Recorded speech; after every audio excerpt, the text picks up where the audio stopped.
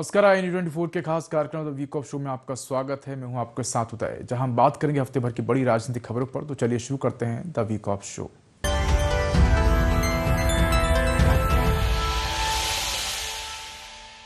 मध्य प्रदेश में संत रविदास की 650वीं जयंती के अवसर पर बीजेपी ने प्रदेश व्यापी समरसता अभियान शुरू किया है। बता दें कि मुख्यमंत्री डॉक्टर मोहन यादव ने भोपाल के रविंद्र भवन में अभियान और कलश बंधन यात्रा का शुभारंभ किया। 62 संगठनात्मक जिलों और 1313 मंडलों में कार्यक्रम आयोजित होंगे। बीजेपी ने इसे सामाजिक एकता, समांतर भाईचारे का अभियान बताया है, जबकि कांग्रेस ने इसे वोट बैंक की राजनीति करार दिया है। बीजेपी का कहना है कि अभियान का उद्देश्य भेदभाव और छुआछूत जैसी कुरीतियों को खत्म करना है। इसी पर देखिए खास रिपोर्ट। संत रविदास की 650वीं जयंती के बहाने मध्य प्रदेश में बीजेपी ने बड़ा सामाजिक अभियान शुरू किया है। भोपाल के रविंद्र भवन से मुख्यमंत्री डॉक्टर मोहन यादव ने प्रदेश व्यापी समरसता संकल्प अभियान और कलश वंदन यात्रा का शुभारंभ किया। बीजेपी का दावा है कि अभियान के जरिए संत रविदास के सामाजिक समरसता, समानता और भाईचारे के संदेश को जन जन तक पहुंचाया जाएगा। प्रदेश के 62 संगठनात्मक जिलों और 1313 मंडलों में अलग अलग कार्यक्रम होंगे। वहीं कांग्रेस ने बीजेपी के इस अभियान को वोट बैंक की राजनीति करार दिया है। बीजेपी का कहना है कि ये किसी जाति या वर्ग की राजनीति नहीं, बल्कि सामाजिक एकता और समरसता का अभियान है। पार्टी के मुताबिक संत रविदास के विचारों को अपनाकर समाज से भेदभाव और छुआछूत जैसी कुरीतियों को खत्म करने का संदेश दिया जा रहा है। संत रविदास की 650वीं जयंती पर बीजेपी का अभियान। भोपाल से समरसता संकल्प अभियान का आगाज। सीएम डॉक्टर मोहन यादव ने किया अभियान का शुभारंभ। कलश वंदन यात्रा को भी दिखाई हरी झंडी। 62 जिलों और 1313 मंडलों में होंगे कार्यक्रम। संत रविदास के संदेश को जन जन तक पहुंचाने का दावा। बीजेपी का सामाजिक समरसता और समानता का संदेश। सागर में बन रहा संत रविदास का भव्य मंदिर। इस जातिवाद और तमाम प्रकार के चुनौती भरे माहौल में हमको वापस समरसता लाने की जरूरत है। हम तो मध्य प्रदेश वाले और भाग्यशाली हैं। 650वीं जयंती पर एक तरफ सागर के अंदर 100 करोड़ का वो बन करके तैयार है। हम प्रधानमंत्री को आमंत्रित करने वाले हैं, धूमधाम से उसका लोकार्पण कराएंगे। जब ये कलश गंगा जल के रूप में है, तो वो जो कहते थे कि मन चंगा तो कटौती में, तो गंगा आज हमारे बीच पधारी है। उधर बीजेपी के समरसता अभियान पर कांग्रेस सवाल खड़े कर रही है। कांग्रेस का आरोप है कि चुनाव नजदीक आते ही बीजेपी को दलित समाज और संत रविदास की याद आ जाती है। कांग्रेस ने इसे वोट बैंक की राजनीति बताते हुए कहा कि बीजेपी को नए अभियान शुरू करने से पहले जनता से किए वादे पूरे करने चाहिए। चुनाव जब नजदीक आते हैं या चुनाव कहीं किसी प्रदेशों में होते हैं, तो इस तरह की उनको याद आती है कि लोगों को हम किस तरह से जोड़ सकते हैं। ये उसके तारतम्य में उन्होंने ये बात कही है। मंदिर बनता है, अच्छी बात है, स्वागत योग्य है, लेकिन सरकार में आने के पहले जनता से जो वादे किए थे, जो सभी वर्गों से उन्होंने वादे किए थे, उसको पूरा करने की दिशा में कदम उठाना चाहिए। मध्य प्रदेश में बहुत सारी समस्याएं हैं, उन पे ध्यान देना चाहिए। बहरहाल संत रविदास की 650वीं जयंती पर शुरू हुआ समरसता अभियान अब मध्य प्रदेश की सियासत का नया अखाड़ा बनता दिख रहा है। बीजेपी इसे सामाजिक एकता और भाईचारे की मुहिम बता रही है, तो वहीं कांग्रेस इसे चुनावी फायदे के लिए उठाया गया कदम बता रही है। ऐसे में संत रविदास के संदेश के साथ साथ इस अभियान की सियासी गूंज कितनी दूर तक जाती है, इस पर सबकी नजर रहेगी। Bureau report, IND24। Madhya Pradesh में लाडली बहना योजना की राशि को लेकर सियासत तेज हो गई है। मेहर में मुख्यमंत्री डॉक्टर मोहन यादव ने बहनों के खाते में 1750 रुपए ट्रांसफर किए। उन्होंने कहा कि भाजपा अपना वचन निभाती है और योजना अगले 5 साल तक जारी रहेगी। सीएम ने कांग्रेस पर भ्रम फैलाने का आरोप लगाया। उन्होंने बताया कि अब तक 65,000 करोड़ रुपए से अधिक की राशि दी जा चुकी है, जबकि अगले 5 साल में 1.14 लाख करोड़ रुपए से ज्यादा देने का लक्ष्य है। इसी पर देखिए खास रिपोर्ट। लाडली बहना योजना की राशि को लेकर मध्य प्रदेश में सियासत गर्म है। मैहर में आयोजित कार्यक्रम के दौरान मुख्यमंत्री डॉक्टर मोहन यादव ने लाडली बहनों के खातों में 1750 रुपए की राशि ट्रांसफर करते हुए कांग्रेस पर जमकर निशाना साधा। सीएम ने कहा कि भाजपा जनता से किया वचन निभाती है और लाडली बहना योजना अगले 5 साल तक जारी रहेगी। उन्होंने कांग्रेस पर योजना को लेकर भ्रम फैलाने का आरोप लगाया और कहा कि जब सरकार बहनों के खातों में राशि भेजती है तो कांग्रेस उस पर भी सवाल उठाती है। सीएम ने बहनों से अपील की कि वे आगामी चुनाव में बहनों का अपमान करने वाले इन महिला विरोधी कांग्रेसियों का हिसाब चुकता करें।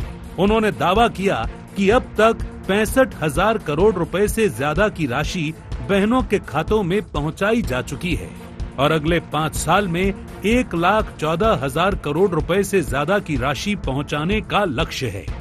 लाडली बहनों के खाते में पहुंचे 1750 रुपए। सीएम डॉक्टर मोहन यादव ने जारी की योजना की राशि। महिलाओं की आर्थिक मजबूती पर सरकार का फोकस। स्व सहायता समूहों से बहनों की आय बढ़ाने पर जोर। महिला आधारित उद्योगों को भी प्रोत्साहन देगी सरकार। जब लाडली बहना राशि डालने के लिए हम कदम बढ़ाते हैं तो कांग्रेस के लोग कहते हैं आप लाडली बहनों के खाते में पैसे मत डालो, ये बहनें शराब पी जाती है। अरे शर्म आना चाहिए। आप बताइए, ये लाडली बहना याद रखना, बहनों गठान बांध करके जिस दिन चुनाव आएगा इन सारे कांग्रेसियों को धता बताना, इनका हिसाब चुकता करना कि लाडली बहनों का अपमान कोई बर्दाश्त करने वाला नहीं है। ये लाडली बहना चुनाव तो 2028 में है, लेकिन हमने फिर 5 साल आगे तक देने के लिए कल निर्णय किया। जोरदार ताली बजाए ये लाडली बहनाओं के प्रति। अभी तक 65,000 करोड़ रुपए की राशि आप तक पहुंचाई और ये 5 साल होते होते 1,14,000 करोड़ से ज्यादा की राशि आपके खाते में आने जाएगी। उधर कांग्रेस ने लाडली बहना योजना की राशि को लेकर सरकार पर हमला बोला है। कांग्रेस का कहना है कि भाजपा ने अपने संकल्प पत्र में लाडली बहनों को मिलने वाली राशि को बढ़ाकर 3,000 रुपए महीना करने का वादा किया था, लेकिन सरकार उस वादे के मुताबिक राशि नहीं बढ़ा रही है। कांग्रेस ने सरकार से मांग की है कि महिलाओं को हर महीने 3,000 रुपए दिए जाएं। कांग्रेस का आरोप है कि भाजपा सरकार महिलाओं के साथ किए गए वादे से पीछे हट रही है। हमारा तो ये कहना है कि आपने 3,000 का वादा किया था, 3,000 रुपए देने की बात की थी, चुनाव में घोषणा पत्र में आपने दिया था, मोदी जी ने वादा करके गए तो 3,000 देना चाहिए। वो बात कर दो, ज्यादा अच्छा है लोगों को गुमराह करने की बजाय। बहरहाल लाडली बहना योजना को लेकर मध्य प्रदेश में बीजेपी और कांग्रेस आमने सामने हैं। बीजेपी जहां योजना को अगले 5 साल तक जारी रखने और अब तक 65,000 करोड़ रुपए से ज्यादा की राशि बहनों तक पहुंचाने को सरकार की उपलब्धि बता रही है, वहीं कांग्रेस 3,000 रुपए महीने की राशि का वादा पूरा करने की मांग कर रही है। ऐसे में लाडली बहना योजना पर सियासत जारी है और आने वाले समय में ये मुद्दा प्रदेश की सियासत में और जोर पकड़ सकता है। Bureau report, IND 24। Madhya Pradesh सरकार युवाओं को रोजगार और कौशल विकास से जोड़ने पर जोर दे रही। मुख्यमंत्री डॉक्टर मोहन यादव ने पीथमपुर में 850 करोड़ रुपए के निवेश से शुरू हुई 2 अत्याधुनिक औद्योगिक इकाइयों का शुभारंभ किया है। वहीं भोपाल के Sant Shiromani Ravidas global skill park में 550 प्रशिक्षुओं के अभिमुखीकरण कार्यक्रम में शामिल हुए हैं। मुख्यमंत्री ने कहा कि बदलती तकनीक और उद्योगों की जरूरत के अनुसार युवाओं को प्रशिक्षित करना जरूरी है। ग्लोबल स्किल पार्क में आधुनिक तकनीक आधारित प्रशिक्षण से युवाओं को रोजगार के लिए तैयार किया जा रहा है। इसी पर देखिए खास रिपोर्ट। मध्य प्रदेश सरकार का पूरा फोकस युवाओं को रोजगार और कौशल विकास पर दिखाई दे रहा है। यही वजह है कि मुख्यमंत्री डॉक्टर मोहन यादव ने एक ओर जहां पीथमपुर में 850 करोड़ रुपए के निवेश से शुरू हुई 2 अत्याधुनिक औद्योगिक इकाइयों का शुभारंभ किया, तो वहीं भोपाल के Sant Shiromani Ravidas global skills park में मुख्यमंत्री ने 550 प्रशिक्षुओं के अभिमुखीकरण समारोह में हिस्सा लिया। और प्रशिक्षण व्यवस्थाओं का जायजा लिया। मुख्यमंत्री ने प्रशिक्षुओं से सीधा संवाद करते हुए कहा कि बदलती तकनीक और उद्योगों की जरूरत के अनुरूप युवाओं को तैयार करना जरूरी है। ग्लोबल स्किल्स पार्क में आधुनिक तकनीक आधारित प्रशिक्षण के साथ युवाओं को रोजगार के लिए तैयार किया जा रहा है। पीथमपुर में 850 करोड़ का निवेश, 2 अत्याधुनिक विनिर्माण इकाइयों का शुभारंभ। सीएम डॉक्टर मोहन यादव ने किया शुभारंभ। केंद्रीय मंत्री गजेंद्र सिंह शेखावत रहे मौजूद। पीथमपुर में 1140 करोड़ से ज्यादा निवेश प्रस्तावित। हाईटेक उद्योगों से रोजगार के नए अवसर। भोपाल के ग्लोबल स्किल्स पार्क का सीएम ने किया भ्रमण। अकादमिक लैब और प्रशिक्षण व्यवस्थाओं का जायजा। प्रशिक्षुओं से सीएम ने किया सीधा संवाद। यशस्वी प्रधानमंत्री के नेतृत्व में जिस प्रकार से देश सभी क्षेत्रों में प्रगति कर रहा है, ऐसे में मध्य प्रदेश सरकार भी लगातार हर क्षेत्र के उद्योग निवेश के क्षेत्र में जब आगे बढ़ रही, तो हमारे अपने बच्चे हर एक जगह की पूर्ति करें, इस दृष्टिकोण से संस्थान बहुत उत्कृष्ट भूमिका अदा कर रहा है। अभी जो प्लेसमेंट वाली बहुत सारी कंपनियों से भी जब हमने अपना उनसे संवाद किया, सारे लोग संतुष्ट भी है और इस काम को बढ़ाने के लिए कह रहे हैं। हमारी अभी स्किल की डिमांड जो बढ़ी है हर क्षेत्र के, उसमें इसको और तेज गति से बढ़ाने का हमारा प्रयास है। उधर रोजगार के इन सरकारी दावों पर कांग्रेस ने सवाल खड़े किए हैं। कांग्रेस का कहना है कि सरकार निवेश और संभावित रोजगार के आंकड़े तो गिना रही है, लेकिन युवाओं को वास्तव में कितनी स्थायी नौकरियां मिली, इसका स्पष्ट हिसाब भी सामने रखना चाहिए। पार्टी का आरोप है कि एमओयू और प्रस्तावित निवेश को रोजगार के आंकड़ों में शामिल करने के बजाय जमीन पर सृजित नौकरियों की जानकारी सार्वजनिक की जानी चाहिए। कांग्रेस ने कहा कि प्रदेश का युवा सिर्फ प्रशिक्षण और आश्वासन नहीं, बल्कि स्थायी और सम्मानजनक रोजगार चाहता है। आज मध्य प्रदेश के अंदर करीब 55-60 लाख युवा बेरोजगार घूम रहे हैं। पीथमपुर हो या धार हो या मंडदीप हो या गोविंदपुरा हो या माननपुर हो, इंडस्ट्रीज की हालत इतनी अच्छी नहीं है। इंडस्ट्रीज के लिए इंफ्रास्ट्रक्चर मिलना चाहिए, वो नहीं हो पा रहा है। और वो जो बंद पड़ी यूनिट है उनका पुनरुत्थान नहीं हो पा रहा है। तो ऐसे में रोजगार के साधन होंगे कहाँ? लेकिन मुख्यमंत्री जी लोगों को सिर्फ दिखाकर हमारे रोजगार साधन ज्यादा है या लोग रोजगार मिल रहे हैं, लोगों को आकर्षित करने का एक कुप्रयास कर रहे हैं। संत रविदास जी ग्लोबल पार्क का अगर मान लो भ्रमण किया है तो उससे रोजगार के साधन क्या उपलब्ध होंगे, उसके बारे में कोई जानकारी देना चाहिए। कुल मिलाकर मध्य प्रदेश में रोजगार को लेकर सरकार का फोकस अब सिर्फ नौकरियों तक सीमित नहीं, बल्कि कौशल, उद्योग और निवेश के जरिए रोजगार का पूरा इकोसिस्टम तैयार करने पर है। भोपाल का ग्लोबल स्किल्स पार्क युवाओं को आधुनिक तकनीक का प्रशिक्षण दे रहा है, तो पीथमपुर की नई औद्योगिक इकाइयां इसी हुनर को रोजगार के अवसरों से जोड़ने की दिशा में कदम बढ़ा रही हैं। सरकार का दावा है कि निवेश बढ़ने के साथ प्रदेश में रोजगार के अवसर भी तेजी से बढ़ेंगे। ऐसे में बड़ा सवाल यही है कि कौशल और उद्योग के इस तालमेल से मध्य प्रदेश के युवाओं के लिए रोजगार के कितने नए दरवाजे खुलते हैं। Bureau report, IND 24। Madhya Pradesh में लापरवाह और भ्रष्ट अधिकारियों पर मुख्यमंत्री डॉक्टर मोहन यादव का सख्त एक्शन जारी है। कटनी में हत्या के आरोपी की करोड़ों रुपए की जमीन दबाव बनाकर कम कीमत में खरीदने के मामले में CSP नेहा 25 समेत 5 पुलिसकर्मियों को निलंबित किया गया।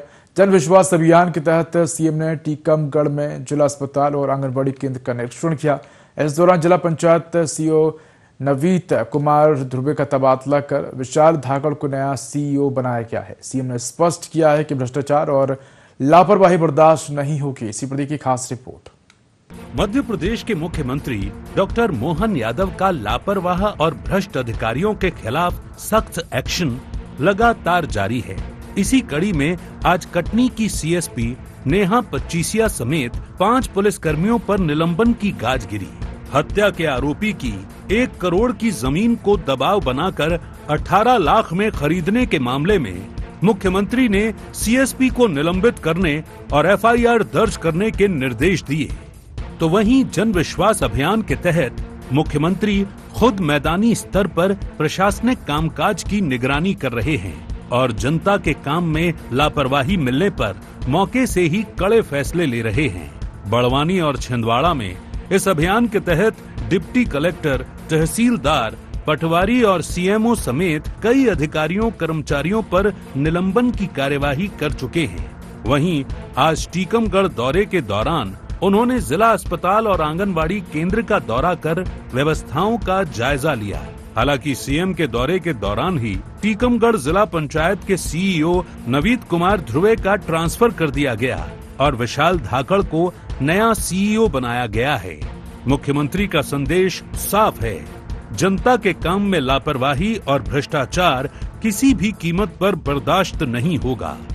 टीकमगढ़ में जन विश्वास अभियान। सीएम डॉक्टर मोहन यादव ने किया जिला अस्पताल का दौरा, जिला अस्पताल की व्यवस्थाओं का लिया जायजा, मरीजों से सीधे लिया स्वास्थ्य सेवाओं का फीडबैक।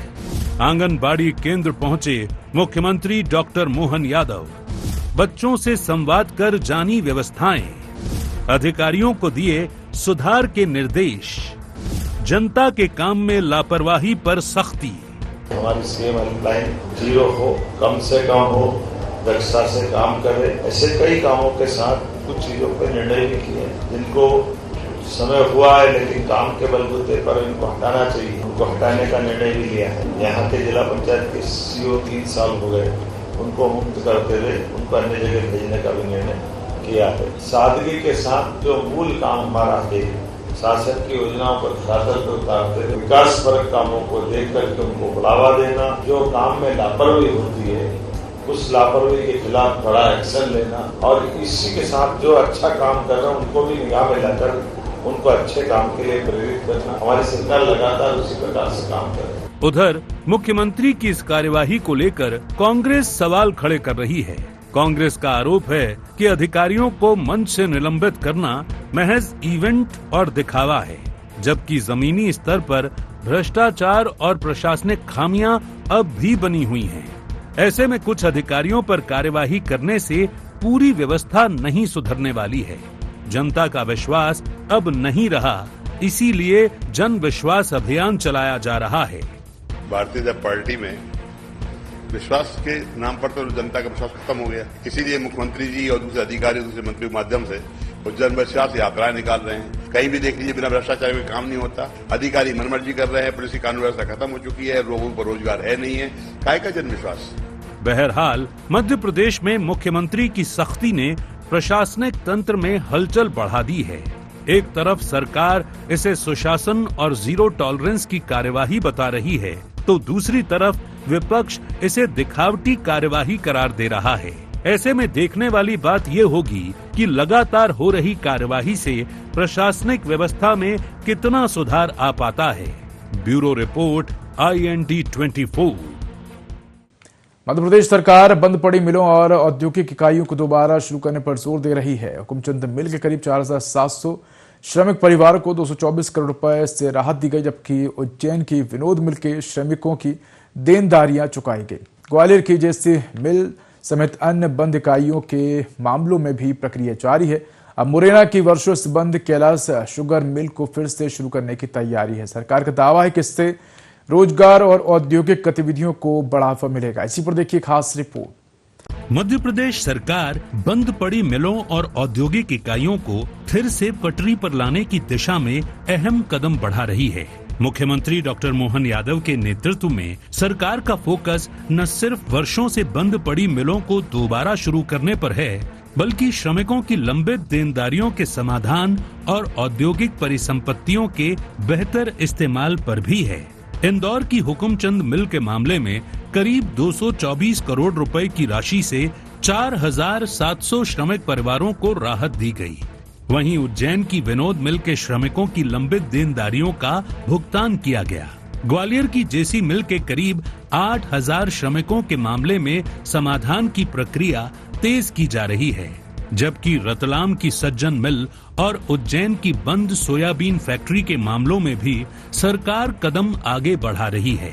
इसी कड़ी में अब मुरैना की वर्षों से बंद कैलारस शुगर मिल को फिर से शुरू करने की प्रक्रिया शुरू हो गई है।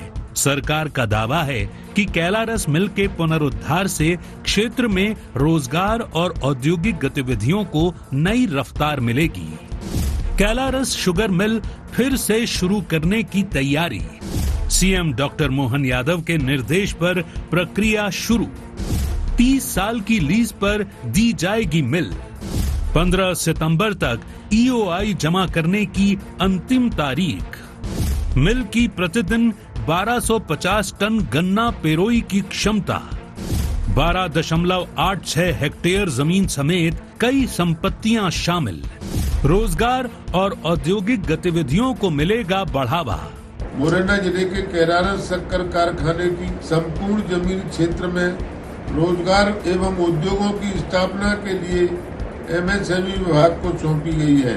एमएसएमई विभाग इस संबंध में देश के बड़े शक्कर मिल संचालकों को से प्रस्ताव आमंत्रित करने के लिए शीघ्र ही ईओआई जारी करने की कार्रवाई कर रहा है। इससे मुरैना जिले के न सिर्फ औद्योगिक विकास होगा बल्कि लोगों का जीवन स्तर भी बढ़ेगा और क्षेत्रीय लोगों को रोजगार मुहैया होगा। उधर कैलारस शुगर मिल के दोबारा शुरू होने के फैसले पर कांग्रेस अपनी जीत बता रही है। प्रदेश कांग्रेस अध्यक्ष जीतू पटवारी का कहना है कि किसानों के दबाव और कांग्रेस विधायक पंकज उपाध्याय के आंदोलन के चलते सरकार को ये फैसला लेना पड़ा। ये कांग्रेस की बड़ी जीत है। कांग्रेस का आरोप है कि सरकार पहले इस बेशकीमती जमीन को बेचने या अन्य उपयोग में लेने की तैयारी में थी, लेकिन कांग्रेस के विरोध के बाद अब मिल को फिर से शुरू किया जा रहा है। जिस तरह से पंकज उपाध्याय जी ने बहुत ताकत से अपनी बात रखी, प्रदेश कांग्रेस अध्यक्ष जी ने उसका समर्थन किया, राहुल जी ने समर्थन किया, तब जाकर उन्होंने घोषणा करी है। ये घोषणा वो चाहते तो वहाँ पहले भी कर सकते थे। जिस तरह से अचानक कारण उस मिल को बंद करने का निर्णय लिया, आज मध्य प्रदेश में अगर कोई देखें या पूरे देश में देखें, सरकार की गलत नीतियों की वजह से शक्कर के दाम बढ़े हैं। ये शुगर मिल अगर शुरू होती है तो उससे मध्य प्रदेश वासियों को, खास तौर से मुरैना वासियों को लाभ मिलेगा। बहरहाल कैलारस शुगर मिल के पुनरुद्धार ने बंद औद्योगिक इकाइयों को लेकर सरकार की नीति के साथ साथ सियासी श्रेय की लड़ाई भी तेज कर दी है। भाजपा इसे मुख्यमंत्री डॉक्टर मोहन यादव की पहल और क्षेत्र के औद्योगिक विकास का बड़ा फैसला बता रही है, तो कांग्रेस इसे किसानों के संघर्ष और अपने आंदोलन की जीत बता रही है। ऐसे में मिल के दोबारा शुरू होने से पहले ही सियासत में क्रेडिट वॉर शुरू हो गया है। Bureau report, IND 24। भाजपा की नई राष्ट्रीय टीम के ऐलान के साथ ही छत्तीसगढ़ की सियासत में भी हलचल तेज हो गई है। राष्ट्रीय संगठन में प्रदेश के 2 नेताओं को अहम जिम्मेदारी मिलने से भाजपा इसे छत्तीसगढ़ के बढ़ते राजनीतिक और संगठनात्मक कद के तौर पर देख रही है। वहीं कांग्रेस ने इसे लेकर सवाल खड़े करते हुए प्रदेश के अनुभवी नेताओं की अनदेखी का आरोप लगाया है। आखिर भाजपा की नई टीम में छत्तीसगढ़ को क्या मिला और इस पर क्यों गरमाई सियासत, इसी पर देखिए खास रिपोर्ट। भाजपा के राष्ट्रीय अध्यक्ष नितिन नवीन ने नई राष्ट्रीय टीम का ऐलान कर दिया है। नई टीम में अनुभव और नए चेहरों के बीच संतुलन बनाने की कोशिश नजर आ रही है। कई पुराने और चर्चित चेहरों की वापसी हुई है, तो संगठन में युवाओं को भी अहम जिम्मेदारियां दी गई हैं। भाजपा की नई राष्ट्रीय टीम का ऐलान। कुल 65 सदस्यों की नई टीम, 51 नए चेहरों को मिली जगह, 13 राष्ट्रीय उपाध्यक्ष बनाए गए, अनुभव और नए चेहरों का संतुलन। छत्तीसगढ़ से 2 नेताओं को अहम जिम्मेदारी। सांसद रूप कुमारी चौधरी बनी महिला मोर्चा की राष्ट्रीय अध्यक्ष।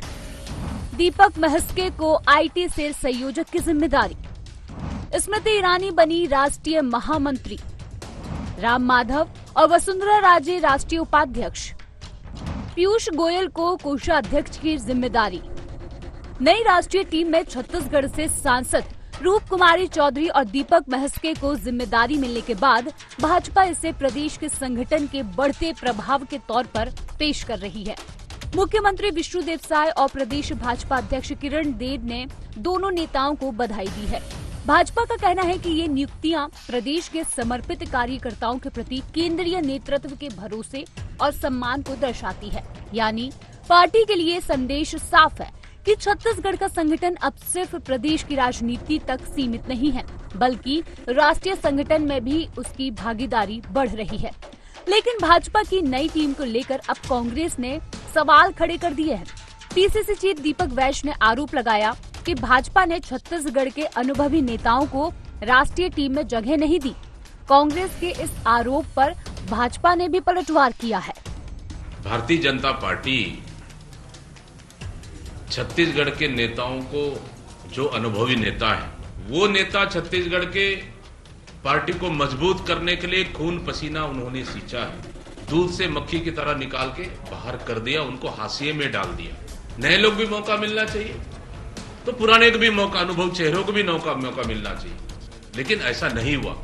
हमारे छत्तीसगढ़ के लिए बहुत ही हर्ष का विषय है।